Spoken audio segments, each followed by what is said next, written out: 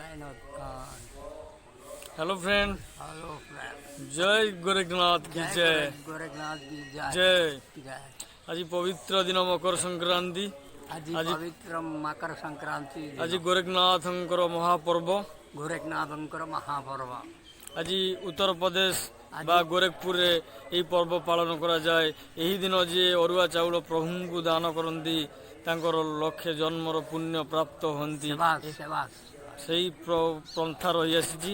ଆଜି ଏହି ଦିବସରେ ଆଜି ଆମେ ଏହି ଆସନ୍ତୁ ଆଜି ଆମେ କିଛି ଗୋରେଖନାଥଙ୍କ ବିଷୟରେ ଆନନ୍ଦ ବାବାଙ୍କ କତରୁ କିଛି ଜାଣିବା ଓ ନାଥ ସମ୍ପ୍ରଦାୟ ବିଷୟରେ ଆଜି କିଛି ଏହି ମକର ସଂକ୍ରାନ୍ତିରେ ସେ ଆମକୁ କହି ହରି ଓମ୍ ତତ୍ସତ୍ ବାବା ଗୁରୁ Gorakhnath. That is proud of it in India. The Hindi language difference Gorakhpur, Nath Parampar, Yogi Adityanath, now this Chief Minister, and that Pandit Vidwans and Mahatma Sant Paramparas and Nath Paramparas, and then festivals January and Makar Sankranti, and that is it, east and west, north and south in India.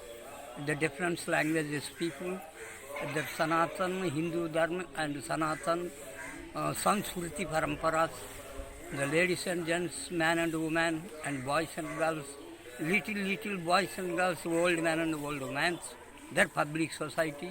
I was Anand Baba. He is give that blesses at that Guru Paramparas. Hari Om Tat Sat. Hari Om. ଆନନ୍ଦ ବାବା ଓଡ଼ିଆ ନ ଆସୁଥିବାରୁ ତାଙ୍କ ଭାଷାରେ ସେ କହିଲେ କିଛି। ଆସନ୍ତୁ ଦେଖନ୍ତୁ ଏ ସଂକ୍ରାନ୍ତିର ମକର ସଂକ୍ରାନ୍ତିର ପ୍ରଥମ ସକାଳ ଦର୍ଶନ କରିନିଅନ୍ତୁ ଭକ୍ତମାନେ। ଏବେ ମକର ଚାଉଳ ଲାଗି ହେବ ପ୍ରଭୁଙ୍କ ପାଖରେ, ଯାହା ମକର ବେଢ଼ା ପରମ୍ପରା ହେବ। ମକର ବେଢ଼ା ପରିକ୍ରମା ହୋଇ ପ୍ରଭୁଙ୍କ ପାଖରେ ମକର ଚାଉଳ ଲାଗି ହୋଇଥାଏ।